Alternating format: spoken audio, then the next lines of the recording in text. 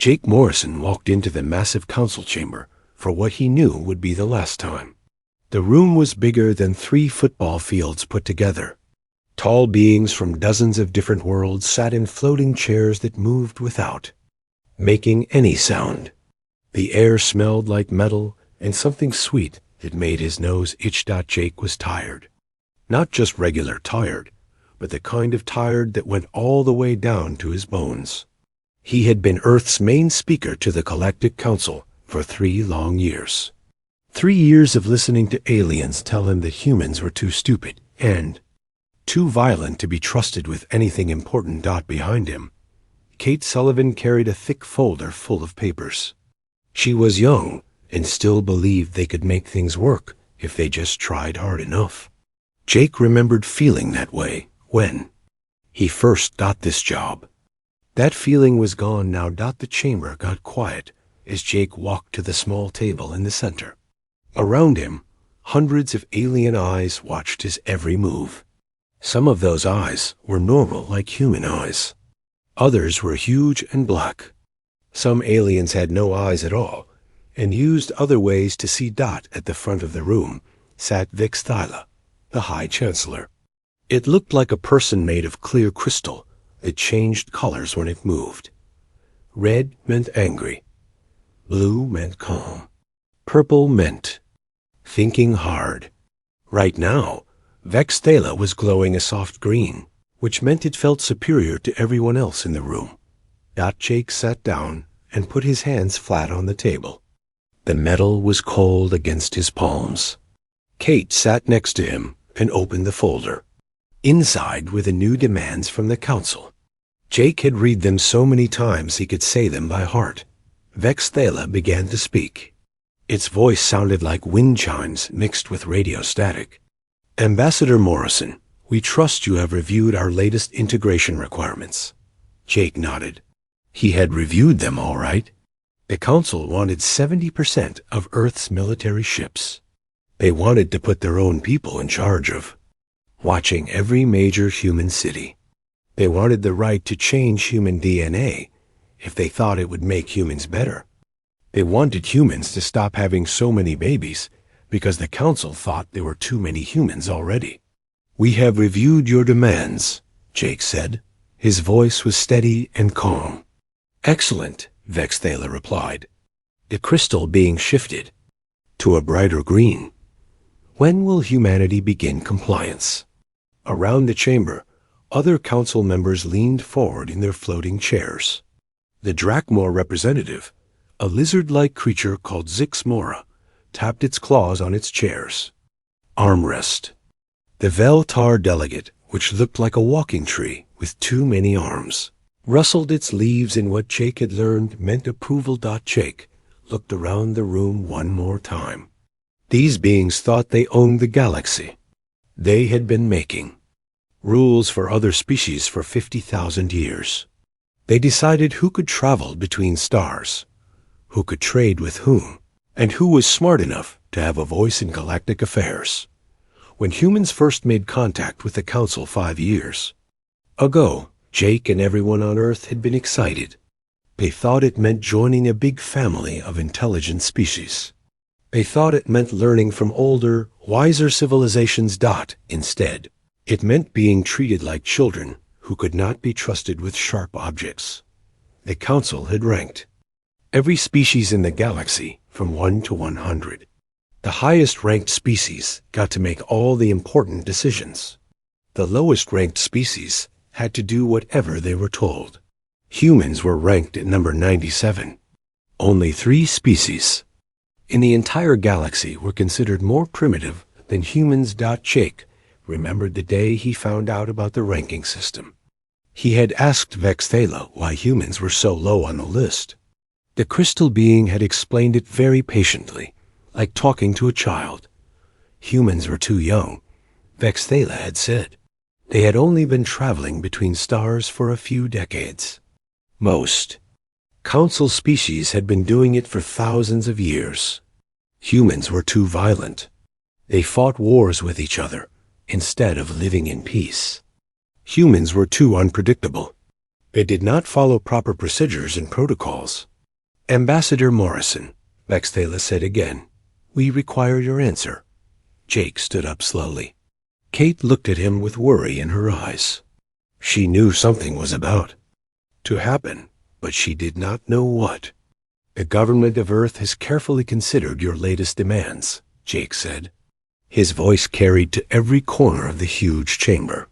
We have discussed them with our military leaders, our scientists, and our elected officials. Vexthala glowed brighter green. Other council members made pleased sounds in their various alien languages. They thought Jake was about to agree to everything they wanted.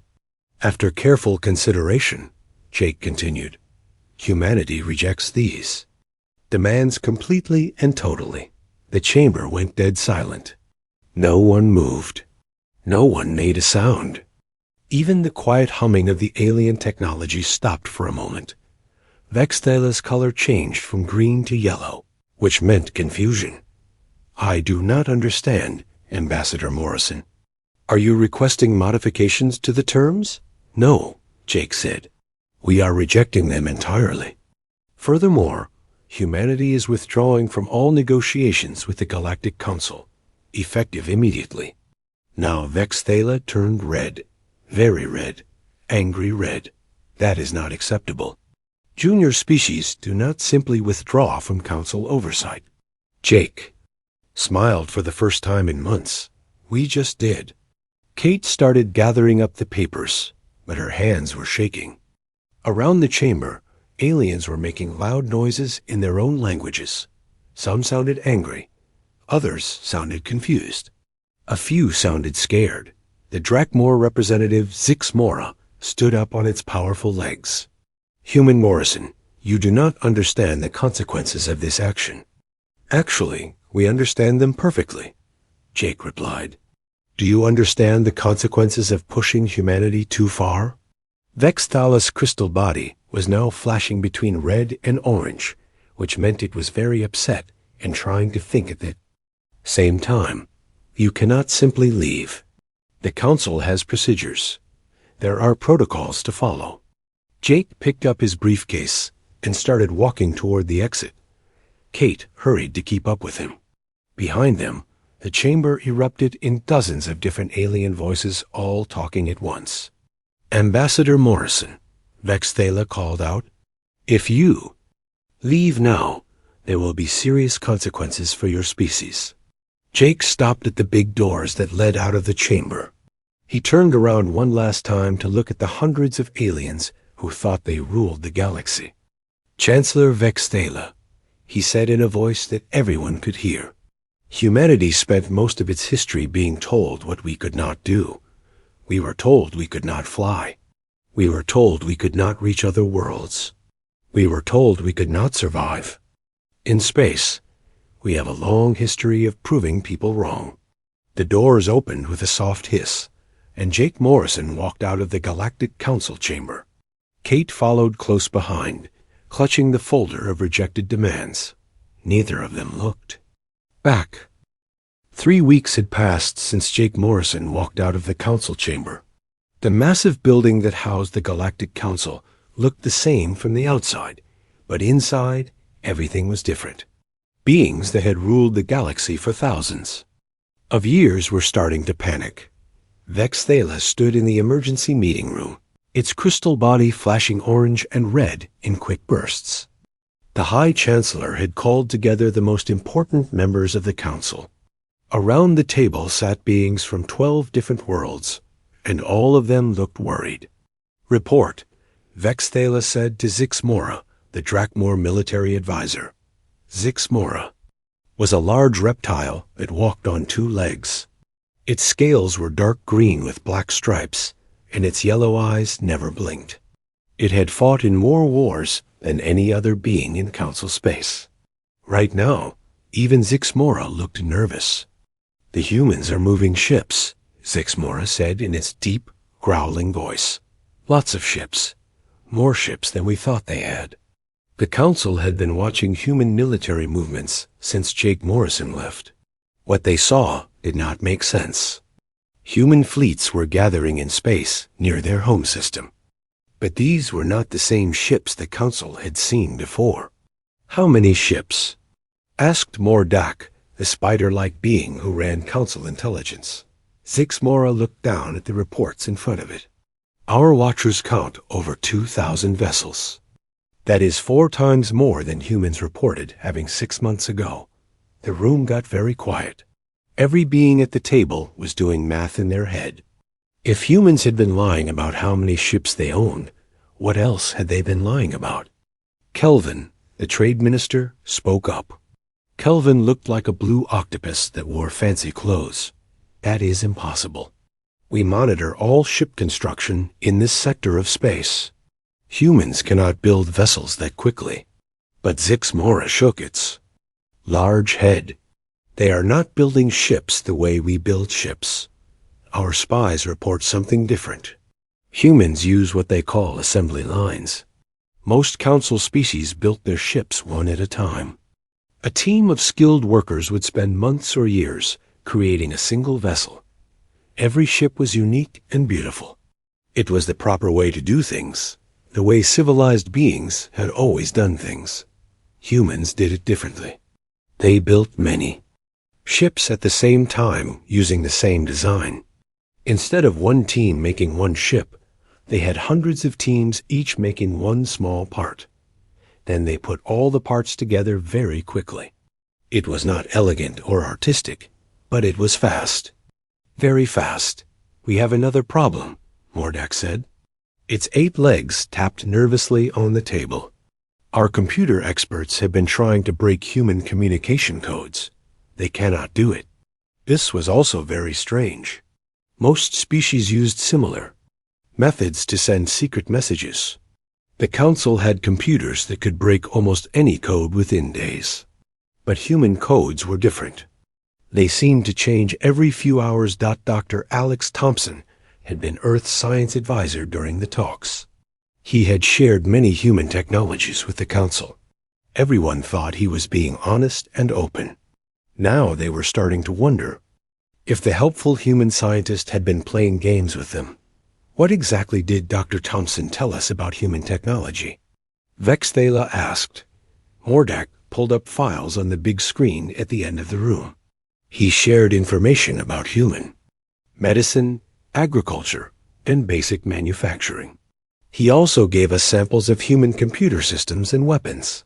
And the computer systems he shared are primitive compared to what humans are actually using. The weapons samples are at least 10 years old. He showed us their past technology, not their current technology. Around the table, Council members began, making angry noises in their various languages. They had been tricked. The humans had smiled and acted grateful for Council wisdom while secretly preparing for this moment.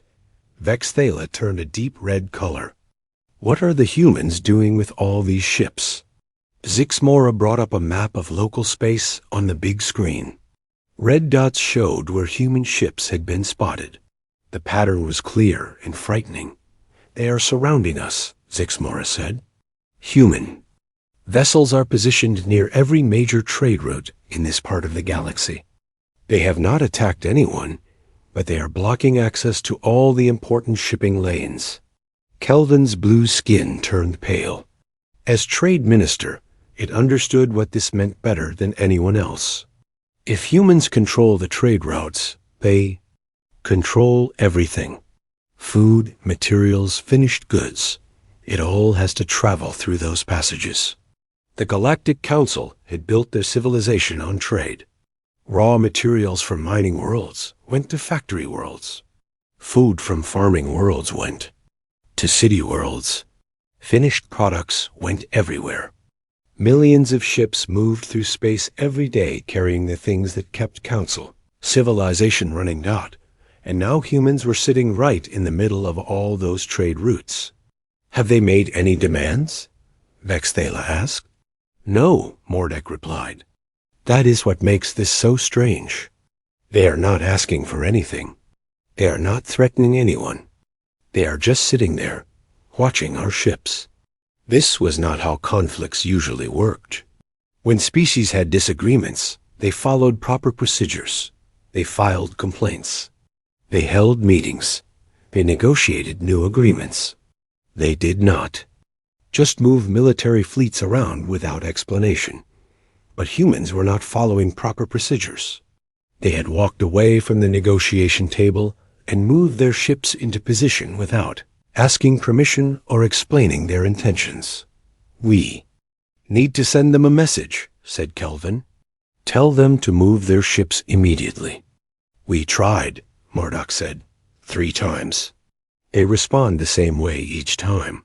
They say they are not in Council space, so Council rules do not apply to them. This was technically true. The trade routes passed through empty space between star systems. No single species owned that space. But for thousands of years, everyone had agreed that Council ships could travel freely through those areas. Now humans were saying that old agreement did not apply to them because they were no longer part of a Council system. "What about our military?" Vexthyla asked. "Can we force them to move?" Zix Mora was quiet for a long moment. As the Council's top military leader, everyone expected it to say yes. Instead, it shook its large head. "Our fleets are spread out across the galaxy, keeping peace on 1,000 worlds. It would take months to gather enough ships to challenge the humans. And even then, double quotes, Zix Mora paused. Even then what? Even then, I am not sure we would win. Humans fight differently than we do. They do not follow the rules of civilized warfare." The room fell silent again. These beings had ruled the galaxy for 50,000 years. They had never faced a problem they could not solve through proper procedures and superior technology. But humans were not following proper procedures. And their technology was apparently much better than anyone had realized. Vexthyla's crystal body flickered between red and purple, showing anger mixed with deep thought.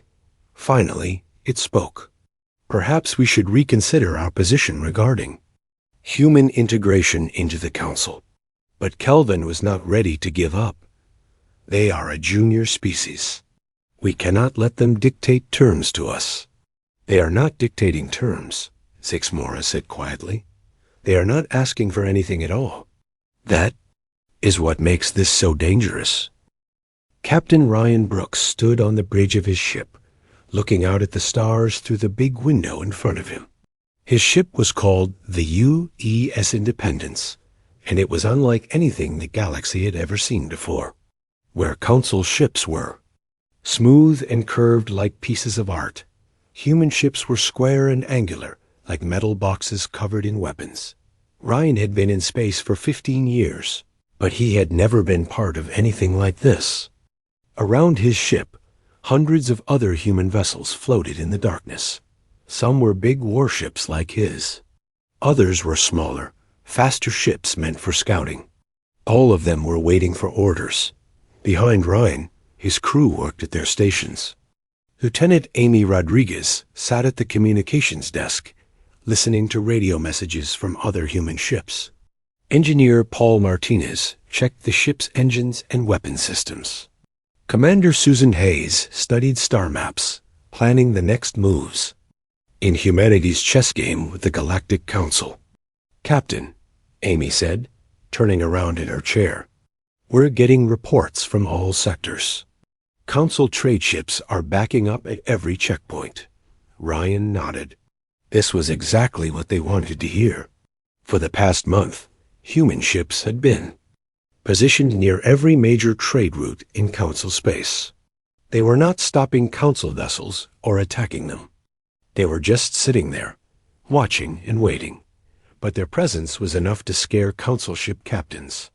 Most of them were turning around and going back where they came from, rather than risk flying past human warships. "Any word from Earth?" Ryan asked. "Ambassador Morrison sends his regards," Amy replied. "He says the Council is starting to ask questions." Ryan smiled. Jake Morrison was back on Earth now, but he was still the main contact between humanity and the Council. The aliens kept sending him messages asking what humans wanted. Jake kept giving them the same answer. Nothing. This was the part that confused the Council most. In their experience, when species moved military fleets around, it was because they wanted something. They wanted territory, or resources, or political power. But humans were not asking for any of those things. Paul Martinez looked up from his engineering station. "Captain, I'm reading some interesting activity on the long-range sensors. Looks like Council ships are starting to pile up at the Vega checkpoint." The Vega checkpoint was one of the busiest trade routes in this part of the galaxy. Thousands of ships passed through there every day carrying food, medicine, and manufactured goods to dozens of different worlds. If that route got blocked, entire planets would start running out of supplies within weeks. "How many ships?" Ryan asked. "Over 300 so far, and more arriving every hour." Susan Hayes walked over to Ryan's chair. She was his second in command and one of the smartest tactical officers in the human fleet. "The psychological pressure is working exactly as planned," she said quietly. This had been humanity's strategy from the beginning. They did not want to fight a war with the Galactic Council. Wars were expensive and messy, and lots of people got hurt. Instead, they wanted to show the Council that treating humans like children had been a serious mistake. The plan was simple but effective. By positioning their ships near trade routes, humans could cause economic problems throughout Council space without firing a single shot. Council worlds that depended on regular shipments of food and supplies would start pressuring their government. To fix the situation, "Ma'am," Amy called out to Susan, "I'm picking up a transmission on the emergency Council frequency. It's being broadcast to all ships in the area." "Put it on the main speaker," Susan ordered. The voice that came through the ship's communication system belonged to Vex Thala, the High Chancellor of the Galactic Council. Its crystal voice sounded strained and tired. "Attention, human vessels. This is High Chancellor Vex Thala of the Galactic Council. We request immediate communication with your fleet commanders to discuss the current situation."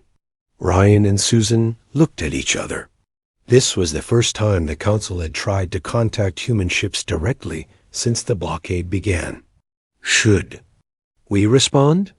Amy asked. Susan shook her head. "Not yet. Let them wait." This was another part of the human strategy. The Council was used to other species jumping whenever they called. Making them wait sent a clear message that humans would talk when they were ready, not when the Council demanded it. On worlds throughout Council space, the effects of the blocked trade routes were starting to show. On Kepler Prime, grocery stores were running out of fresh food because the supply ships could not get through. On New Centauri, factories were shutting down because they could not get raw materials. On Proxima Station, the medical center was rationing medicine because their shipments were stuck at checkpoints. The Council had built their civilization on the idea that trade would always flow freely through space. They had never considered what would happen if someone simply sat in the middle of their trade routes and refused to move. Dr. Karen Lewis was in her laboratory on Earth, working on new technology that would help human ships stay ahead of the Council. Karen was one of the smartest scientists humanity had ever produced, and she had been secretly developing advanced systems while the Council thought humans were primitive. The jump drive technology that Paul Martinez used on the Independence was one of Karen's inventions. Council ships traveled through space using hyperspace lanes, like invisible highways between the stars. Human ships could jump directly from one point to another without using those lanes. This meant human ships could appear anywhere without warning and disappear just as quickly. Council military forces could not predict where humans would show up next. Karen's communication with Ryan came through on a secure channel that the Council could not break. "Captain Brooks, how are our new systems performing?" "Perfectly, Doctor." "Lewis," Ryan replied. "We can move faster than anything the Council has, and they still cannot track our ships when we jump." "Excellent. Phase 2 of the operation will begin soon. Are your crew ready? Ryan looked around his bridge at the men and women who served with him. They had trained for months for this moment. They knew that humanity's future depended on showing the galaxy that humans deserved respect. We're ready, Doctor. Across Council. Space, panic was spreading. On the capital world of Arcturus, government officials held emergency meetings every day trying to figure out how to solve the crisis. Citizen groups demanded action. Some wanted the military to attack human ships. Others wanted the government to negotiate. But the Council faced a problem they had never encountered before. How do you negotiate with someone who will not tell you what they want? Ambassador Morrison had made humanity's position clear weeks ago. Humans wanted to be treated as equals, not as children who needed supervision. But the Council had spent so many years thinking of humans as primitive that they could not accept this simple truth. Sir, Amy said to Ryan, I'm getting reports from our scout ships. Council military vessels are starting to move toward our positions. Ryan nodded. He had been expecting this. Eventually, the Council would decide to use force to clear the trade routes.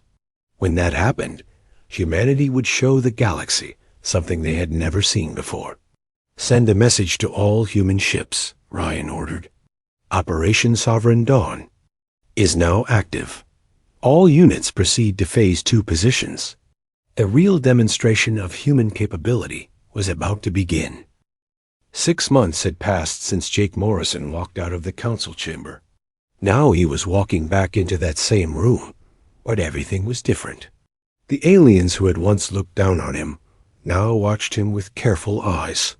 Some looked angry. Others looked scared. All of them looked tired. The great chamber was not as full as it used to be. Many council members had stayed home to deal with problems on their own worlds. Empty chairs floated where proud alien leaders once sat. The blockade had hurt everyone, and some species were starting to blame the council for the mess. Jake walked to the center of the room with confidence. Behind him came Dr. Karen Lewis, the scientist who had helped humanity prepare for this moment.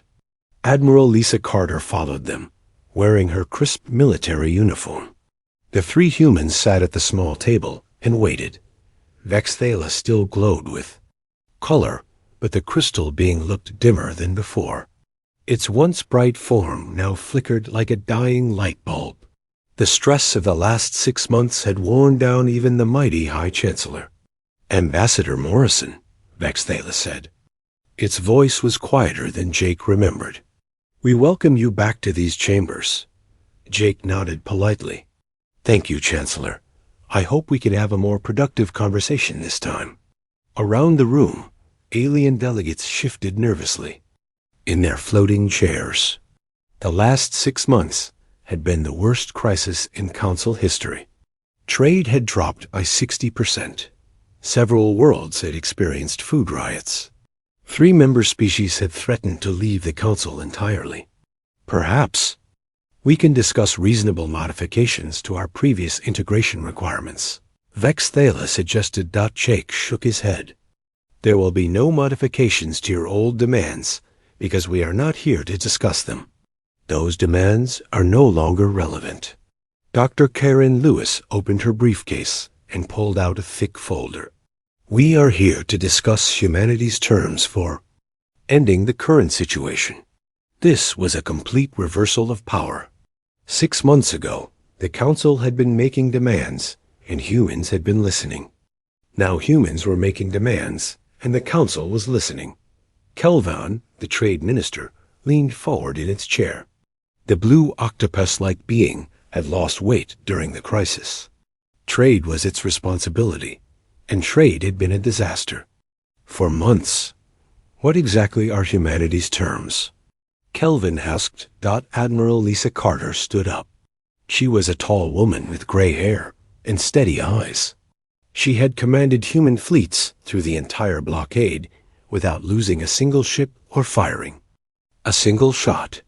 First, Lisa said, the Galactic Council will formally recognize humanity as a sovereign species with full rights and privileges. This meant humans would be treated as equals, not as children who needed supervision. It meant human ships could travel anywhere in Council space. It meant humans could trade with anyone they wanted. It meant humans could make their own decisions about their own worlds. Second, all previous integration requirements are permanently cancelled. Humanity will govern itself according to its own laws and customs. Zix Mora, the reptilian military advisor, hissed softly. And if we refuse these terms? Jake smiled. It was not a mean smile, but it was not particularly friendly either. Then the current situation continues indefinitely. The current situation was a nightmare for the Council. Human ships still controlled every major trade route. Council worlds were still running short of food, medicine, and raw materials.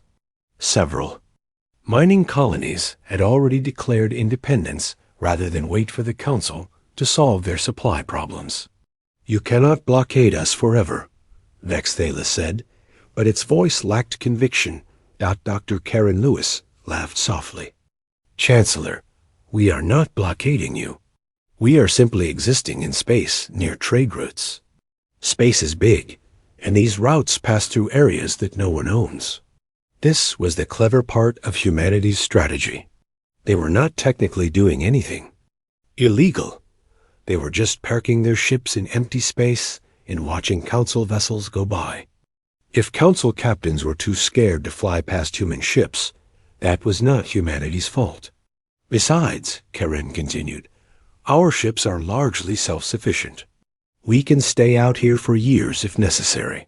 This was another advantage humans had developed. While Council ships needed to return to base regularly for supplies and repairs, human vessels carried everything they needed.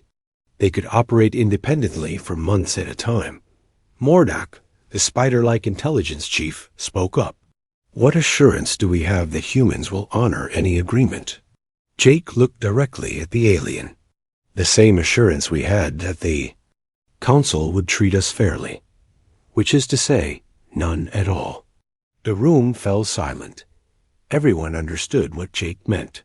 For 3 years, the Council had made promises to humanity and broken them. They had agreed to treat humans as junior partners, and instead treated them like slaves.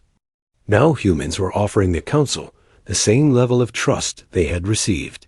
However, Jake continued, humanity is willing to demonstrate good faith.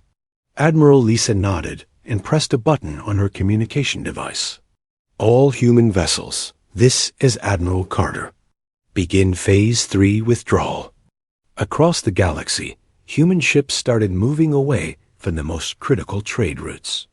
Not all of them, but enough to allow some Council traffic to resume. It was a gesture of goodwill, but also a demonstration of control.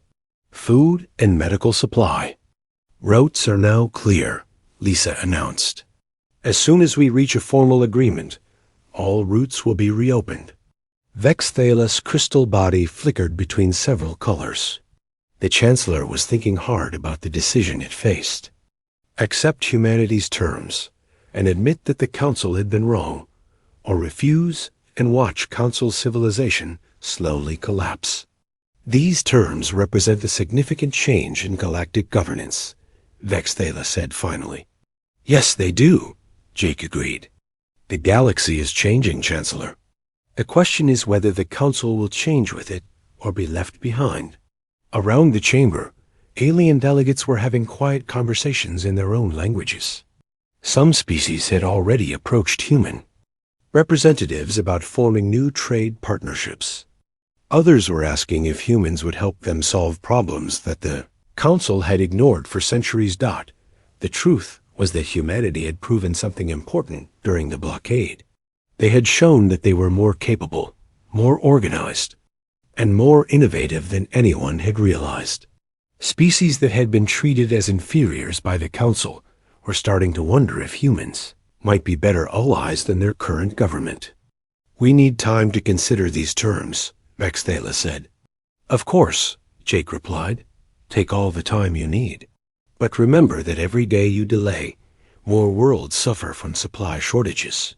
3 days later, the Galactic Council held its most important vote in 50,000 years.